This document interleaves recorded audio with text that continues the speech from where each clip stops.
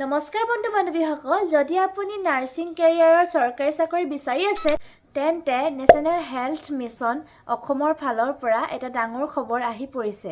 NHM অসমে 2204টা staff nurse পদৰ বাবে অফিচিয়েল ৰিকুৱাৰমেণ্ট নটিফিকেশ্যন প্ৰকাশ কৰিছে। আজিৰ এই ভিডিঅ'টোত আমি জানিম এই পদৰ বাবে যোগ্যতা কি লাগিব, বয়সৰ সীমা কিমান আৰু আপুনি কেনেকৈ কোনো আবেদনৰ মাচুল নোহোৱাকৈ আবেদন কৰিব পাৰিব। সকলোবোৰ কথা এই ভিডিঅ'টোৰ জৰিয়তে আপোনালোকক ক'ম, গতিকে ভিডিঅ'টো শেষৰলৈকে চাই থাকিব। প্ৰথমতে পদসমূহৰ সবিশেষ জানো আহক।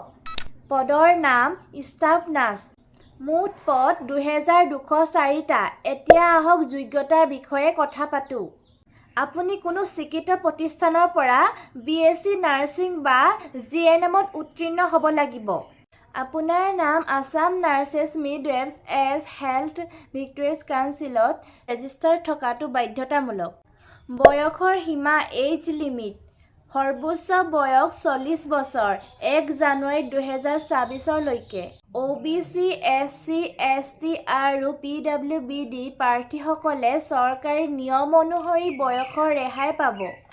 এতিয়া আটাইতকৈ গুৰুত্বপূৰ্ণ কথাটো হ'ল আবেদনৰ মাচুল আৰু আবেদনৰ তাৰিখ। আবেদন মাচুল। ভাল খবৰটো হ'ল ইয়াৰ বাবে কোনো মাচুল নাই।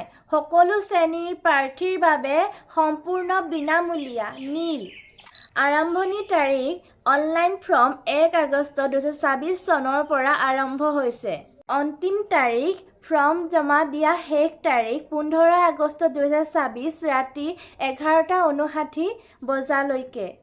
আবেদন কৰিবলৈ আপুনি NHM আছামৰ অফিচিয়েল ৱেবছাইটত nhm.assam.gov.in লৈ যাব লাগিব। ডাইৰেক্ট এপ্লাই লিংক তলত ডেছক্ৰিপশ্যন বক্সত এড কৰা হৈছে।